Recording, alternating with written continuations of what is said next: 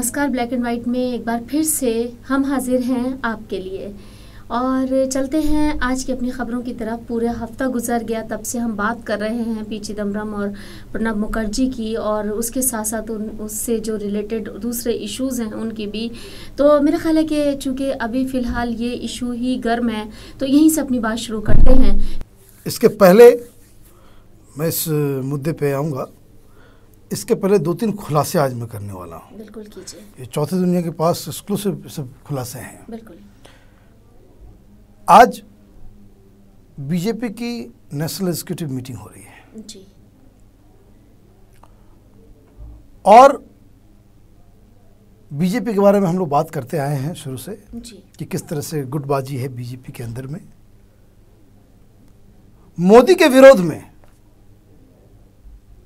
एक तो आडवाणी जी प्रधानमंत्री बनना चाहते हैं, सुषमा जी बनना चाहती हैं, तो एक तो अलग दिल्ली में D4 दिल्ली में बैठे जो लीडर्स हैं वो तो मोदी का विरोध कर ही रहे थे, जेटली को छोड़कर। जी। एक नया ग्रुप तैयार हुआ है जो आज शाम में या कल से ये लोगों को कहेगा कि भाई भारतीय जनता पार्टी का प्रधानमंत्री का कैंडिडेट किसी भी कीमत पर मोदी नहीं होंगे। अच्छा। इसमें शत्रुघ्न सिन्हा जी हैं, अच्छा। यशवंत सिन्हा जी हैं और यशवंत सिंह साहब हैं, और फिर धीरे धीरे लोगों की जो है मंडली ये बन रही है। मोदी के सामने चैलेंज है कि वो कितना इन लोगों को कंटेन कर पाते हैं, या कंटेन कर पाते भी हैं या नहीं कर पाते हैं।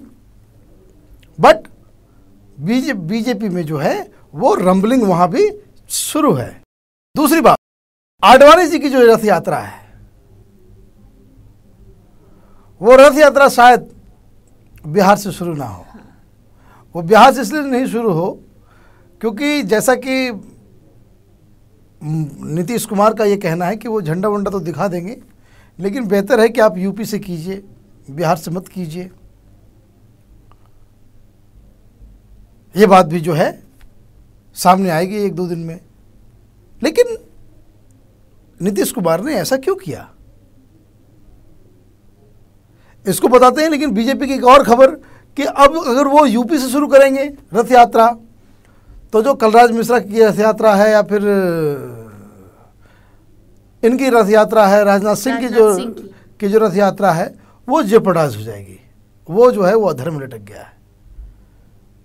तो ये बहुत सारा कॉम्बिनेशन और बहुत सारी चीज़ें जो डेवलपमेंट हो रही हैं। लेकिन ये सवाल ये है कि भाई नीतीश कुमार क्यों नहीं चाहते कि वो रथ यात्रा यहाँ से शुरू करें। वो इसलिए वहाँ से शुरू करवाना चाह रहे थे, चलो भाई प्रधानमंत्री के लिए आडवाणी जी को आगे कर दिया जाएगा, एक रीजन। अब गडकरी जी ने कह दिया कि भाई प्रधानमंत्री के लिए यात्रा नहीं है, तो वैसे प्रधानमंत्री के लिए नहीं है तो नीतीश कुमार क्यों अपने यहाँ से उनको जो है ये करें। वो तो ये चाह रहे हैं कि भाई किसी तरह से आडवाणी जी को इतना खड़ा कर दें, बिहार से यात्रा करके मोमेंटम बना दें ताकि वो जो है मोदी को भगा सकें। लेकिन बीजेपी वाले जब खुद ही श्योर नहीं है, उनमें आपस में थोड़ा कशमकश चल गई है ना, आपसी रस्साकशी बहुत तो ज्यादा इन लोगों को बीजेपी को लग रहा है कि सब कुछ बैठे बिठाए जो है उनको जो है 400 सीटें आ जाएंगी और उनका प्रधानमंत्री भी बन जाएगा, सरकार भी बन जाएगी। इसलिए जो है सब लोग प्रधानमंत्री की रेस में लगे हुए हैं, और अच्छी बात है। हर पार्टी में प्रधानमंत्री के लिए रेस होना चाहिए। Everybody should fight for to become prime minister. जब तक कंपटीशन नहीं होगा सही बंदा कैसे सामने आएगा, और क्योंकि जिस तरह का माहौल है, जिस तरह का माहौल है, करप्शन के प्रति जो लोगों का जो घृणा है और भ्रष्टाचार के प्रति जो लोग जिस तरह से अवेयर हुए हैं, सब नेता अगर प्रधानमंत्री के रेस में जाएंगे तो सब लोग इस बात पे ध्यान रखेंगे कि भाई भ्रष्टाचार नहीं करना है, घोटालेबाजी नहीं करनी है, गलत काम नहीं करना है। क्योंकि अगर मैं गलत काम करूंगा पकड़ा जाऊंगा, मीडिया पकड़ ली, आरटीआई ने पकड़ लिया, लोकपाल ने पकड़ लिया, तो प्रधानमंत्री कभी नहीं बन पाऊंगा। तो इस बहाने कुछ जो है क्लीनलीनेस जो है हमारे सिस्टम का हो जाएगा। एक और खुलासा खबर पे वापस कि क्या प्रणब मुखर्जी और चिदम्बरम के बीच सुलह हो गई है। सब अखबार जो है मतलब सब लोग कि प्रणब चिदम्बरम में युद्ध विराम, फिर किसी ने लिखा फ्रंट पेज की स्टोरी सब है। प्रणब चिदम्बरम में सुलह, मुश्किल से माने दादा, ना दादा माने हैं न सुलह है, ये देखिए न दादा माने हैं जी, न सुलह हुई है और ना ही कोई युद्ध विराम है। It is a beginning. और प्रणब मुखर्जी ने मनमोहन सिंह और कांग्रेस पार्टी को ही, वो कहते हैं ना फुटबॉल जब गेम खेलते हैं उसमें ऑफ साइड होता है, तो वो जो है ऑफ साइड में लाकर के खड़ा कर दिया है। कैसे, उस पर भी चर्चा करेंगे। लेकिन एक आपको मैं जानकारी दे दूं जो शायद अखबारों में नहीं है। ये हमारी editor investigation Ruby Arun ji ने अभी प्रोग्राम करने से पहले बताया कि रात भर प्रणब दा के यहाँ कांग्रेस के बड़े बड़े नेता आते रहे, जाते रहे, मनाते रहे, क्योंकि सुलह नहीं हुई है। सोनिया गांधी का डंडा चला है वो तो एक और ये जो है कि सोनिया गांधी रात भर जो है लोग जो है वो करते रहे। दूसरी बात, दूसरी खबर एक और रूबी अरुण ने दी, वो ये दी कि कल प्रणब मुखर्जी ने इस्तीफे की पेशकश की थी कि मैं बैक ट्रैक नहीं करूंगा और इसलिए आप मेरा इस्तीफा ले लो। लेकिन वही है, राजनीति, लालच, कुर्सी, पावर, सत्ता का मोह आदमी से क्या नहीं करवा लेती है। तो कल जो सुलह हुई, तो अब जरा सा देखिए कैसे 4-5 मंत्री बाहर निकले। 2 इस पूरे मामले में इनसिग्निफिकेंट लोग हैं, कपिल सिब्बल और सलमान खुर्शीद। बताते चलिए, मैं इसीलिए कहना चाह रही थी कि कपिल सिब्बल और सलमान खुर्शीद। हुआ ये कल प्रणब मुखर्जी की चिट्ठी परसों आ गई थी, जो प्रणब मुखर्जी ने बता दिया कि ये पूरा जो मसला है वो फिनेंस मिनिस्ट्री का नहीं है। मनमोहन सिंह के तरफ से एक सुझाव आया कि एक रिपोर्ट तैयार की जाए जिसमें पूरा वाकया हो और कहाँ किससे क्या चूक हुई या नहीं हुई, उन सब के ऊपर सरकार का एक पुख्ता दस्तावेज तैयार हो जाए। ठीक है। और ये जो मूर्ख बना रहे थे लोगों को, कांग्रेस के लोग और स्पेशली सलमान खुर्शीद, जिनको कहा गया था कि भाई मीडिया से आप ही बात करोगे, बाकी कोई आदमी बात नहीं करेगा, इनको दायित्व दिया गया था कि झूठ बोलने का काम आप ही कर सकते हो, क्योंकि आपका चेहरा जो है वो लोगों को समझ में नहीं आएगा, क्योंकि सोबर चेहरा है, अंग्रेजी भी अच्छा बोलते हैं तो देखने में ठीक लगता है कि झूठ जो है इनके मुंह से बुलवाया जा सकता है ताकि जो है लोग को शक नहीं हो। तो ये बोला गया, क्यों बोला गया? 22 मीटिंग्स हुई। मैं इसलिए मैं ये कह रहा हूं कि उनसे झूठ बुलवाया गया, क्योंकि 22 मीटिंग्स हुई। उस 22 मीटिंग्स के मिनट्स कहां हैं? सब गायब हैं, अंधकार में रखा गया लोगों को। प्रणब दा ने चिट्ठी जो लिखी उसमें ये सारी चीजें थी कि भाई हमने कुछ नहीं कराया। प्राइम मिनिस्टर ने कहा कि एक इस तरह का दस्तावेज तैयार होना है जिसमें फाइनेंस मिनिस्टर के लोग, टेलीकॉम के डीओटी डिपार्टमेंट के लोग, फिर आपको होम मिनिस्ट्री के लोग, पीएमओ के लोग, कैबिनेट सेक्रेटरी के नेतृत्व में ये 22 मीटिंगें चली, उसका मिनट्स नहीं रखा गया। प्रणब मुखर्जी ने एक और खुलासा किया, उन्होंने कहा कि भाई हमारे तरफ से सिर्फ 12 पैराग्राफ लिखे गए, बाकी सुझाव पीएमओ के अधिकारी डिक्टेट करते चले गए।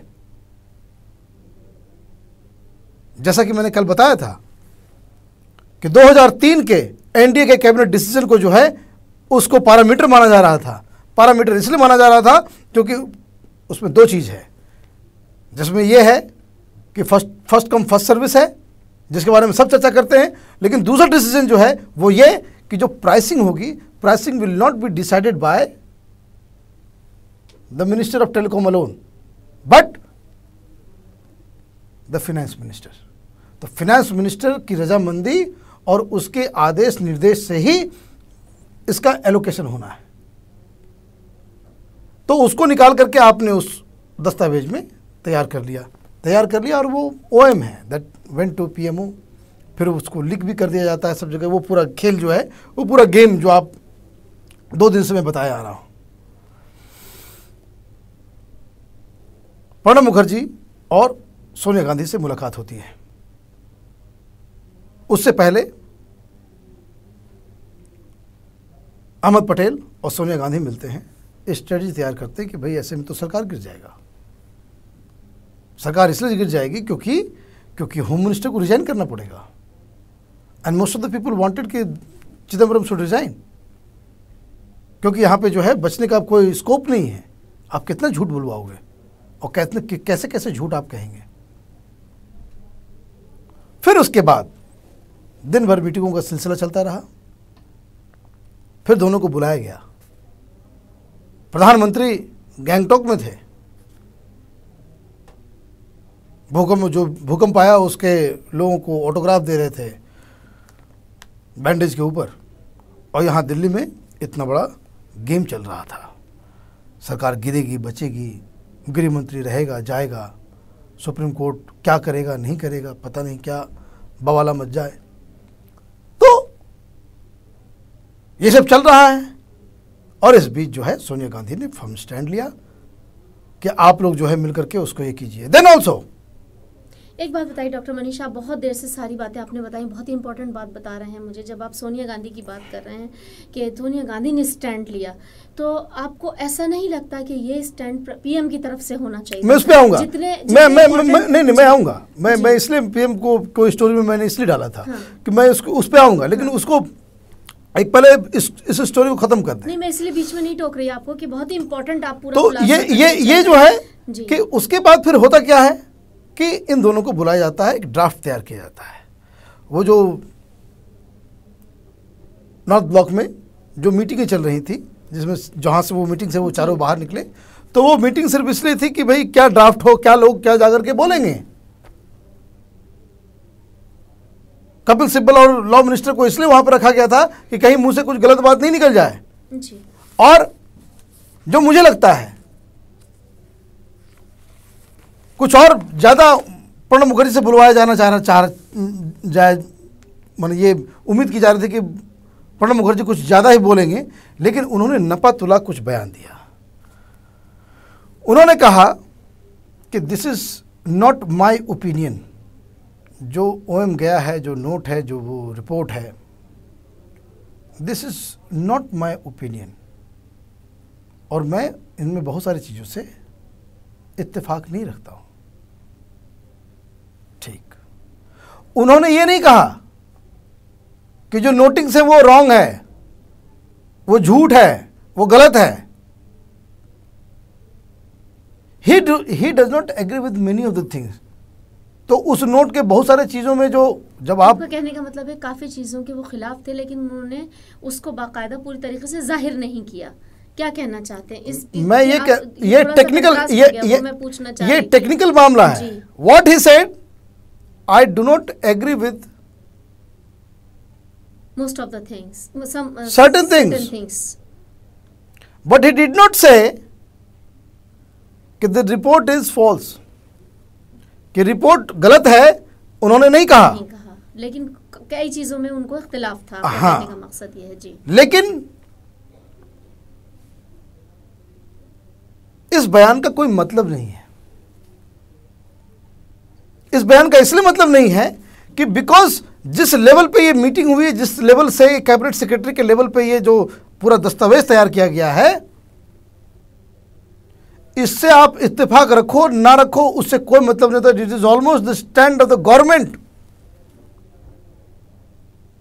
पीएमओ के लोग बैठे हुए हैं, उसको रिपोर्ट को तैयार करें। It is the stand of the government. Hindustan Pakistan के बीच में बहुत सारे दस्तावेज पे साइन सिग्नेचर होता है।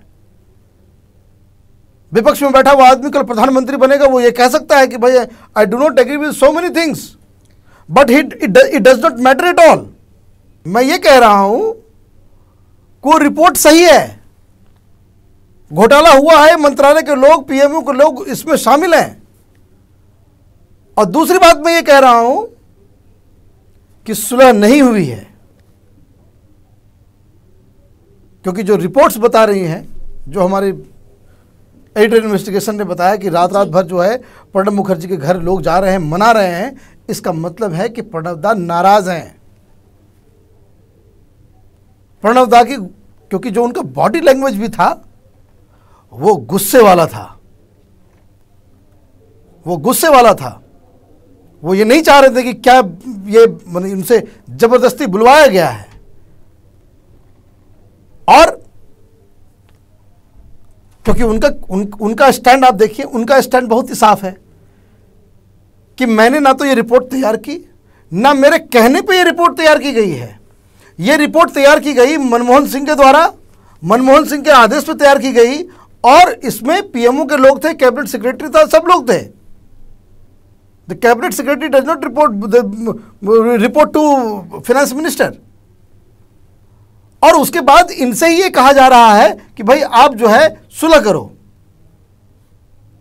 और सबसे सीनियर मोस्ट आदमी है, प्रधानमंत्री की लालसा है। तो ये आप देखिए, ये पूरा का पूरा जो सिस्टम है ये इस तरीके से चला गया, जो हमने 3 दिन पहले मैंने कहा था कि जब लीडरशिप वीक होने लगता है तो पार्टी के अलग अलग तंत्रों में जो है डिफॉर्मिटीज आने लगते हैं, एनोमलीज पैदा होने लगती है, वहां पे इनडिसिप्लिन होने लगता है। और इसका वैसा वर्सा लॉजिक ये है कि अगर आपके पार्टी संगठन में हर जगह कुछ न कुछ इनडिसिप्लिन हो रहा है, एनोमली पैदा हो रहा है, तो इसका मतलब है कि जो लीडरशिप जो है उसकी पकड़ जो है, उसकी जो लेजिटिमेसी है, उसका जो करिश्मा है, वो जो है वो लूज होते जा रहा है। एक अनरिलेटेड खबर है, लेकिन इस लॉजिक को समझने में आपको फायदा होगा। वो ये है कि अमेठी कंस्टिट्यूएंसी में यूथ कांग्रेस के राहुल गांधी के द्वारा तैयार किए गए दो यूथ कांग्रेस के लीडर, वो छोड़ दिया कांग्रेस को, भाग के वो बीजेपी में चले गए। ये सिग्नल है। Most of the MPs, Congress MPs, they are very uncomfortable. उनको लग रहा है सब कुछ चौपट हो रहा है। And your 2 top guns are fighting like cats and dogs. और जिस व्यक्ति को इस पूरे विवाद की जड़ में होना था, जहां से लीडरशिप का एक नया सिस्टम दिखाना था, एक नया चेहरा दिखाना था, जो आपको मैं ये बार बार मैं कहता रहता हूं कि जब भी राजनीति में, ये समाज में, कहीं भी, परिवार में, कभी भी जब भी क्राइसिस का समय होता है, लीडर उसी से पैदा होता है। जितना बड़ा क्राइसिस होगा उतना बड़ा लीडर होगा।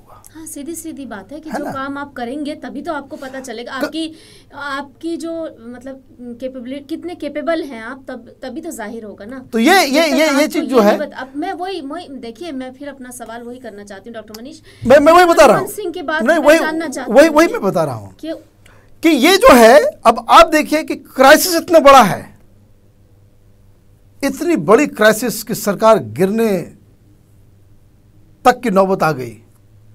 आपके 2 टॉप मोस्ट पॉलिटिकल लीडर्स जो हैं आपस में लड़ रहे हैं, वित्त मंत्री और गृह मंत्री आपस में लड़ रहे हैं। आपको आना था बीच में, अपनी अथॉरिटी एक्सरसाइज करनी थी। आप गैंगटॉक में सिग्नेचर कर रहे हैं, न्यूयॉर्क में बर्थडे मना रहे हैं। इसका मतलब क्या है? इसका मतलब ये है कि आप प्रधानमंत्री की कुर्सी पे तो बैठे हुए हैं, but nobody considers you as a leader. You are not their leader. आपको कुर्सी में बिठा दिया गया है ना, और आपके पास कोई शक्ति नहीं है, आपके पास लीडरशिप नहीं है। आप लीड करना चाहते हुए हो, लेकिन कोई आपको लीडर मानता नहीं है। और ये ट्रेंड जो है जब से सेकंड टाइम से जो बना है, अब आप देखिए प्रधानमंत्री को भी मारन ने कहा कि भाई आप शांत रहो, चिट्ठी लिखी कि भाई आपको इससे कुछ लेना देना नहीं है। जिस मंत्रालय को जो मना रहा है वो कर रहे हैं। प्रधानमंत्री जो है वह प्रधानमंत्री ना हुआ कि वो कोई मिनिस्टर फॉर स्टेट हो गया। जिसको जो करना होता है वो डायरेक्ट 10 जनपद में जाकर के अपनी बात कर लेता है, अपना चीज को अनाउंस कर देता है। There is no system. चिट्ठियां ऐसी पीएमओ की बाहर आ रही हैं, जहां द प्राइम मिनिस्टर जो है दूसरे मिनिस्टर्स को जो है वो चिट्ठी लिख रहे हैं कि भाई कोई भी डिसीजन लेने से पहले हम लोगों को कम से कम इन्फॉर्म कर दीजिए। इस तरह की चिट्ठियां आ रही हैं कि भाई आपने डिसीजन ले लिया लेकिन आपने पीएमओ को इन्फॉर्म नहीं किया। इस तरह की चिट्ठियां आई कि भाई आपको मीटिंग में जो है इस तरह की बातों को उठाना चाहिए था, आपको पीएमओ को बताना चाहिए था। The prime minister office is pleading CVC के केस में चिट्ठी पे चिट्ठी गई। पीएमओ कहता है कि भाई हम चिट्ठी का कोई आंसर ही नहीं दे सकते, आपने जवाब ही नहीं दिया, एक्नॉलेजमेंट तक नहीं किया। पीएमओ में चल क्या रहा है? कोई चिट्ठियां नहीं देख रहा, कोई तहकीकात नहीं कर रहा, कोई फॉलोअप नहीं कर रहा, ये हो क्या रहा है? इससे बेहतर तो बहुत सारे एमपीज के घर चल रहे हैं, जो छोटा सा जो है 6x10 का कमरे में जो है वो अपना चला रहे हैं। उनके कॉन्स्टिट्यूंसी को चिट्ठी लिखता है, लिफाफ तक लिखता है, तो उसको जवाब जो है एमपी साहब की तरफ से मिल जाता है। ऐसे बहुत सारे एमपीज को मैं जानता हूँ कि बड़ा मेटिकुलसली हर चिट्ठी को पढ़ते हैं, उसका जवाब भी जाता है। उसको जिसके पास जवाब आप काम कराओ या ना कराओ, कम से कम वो खुश हो जाता है। But this country is running, the government is being run in as if it is an anarchy.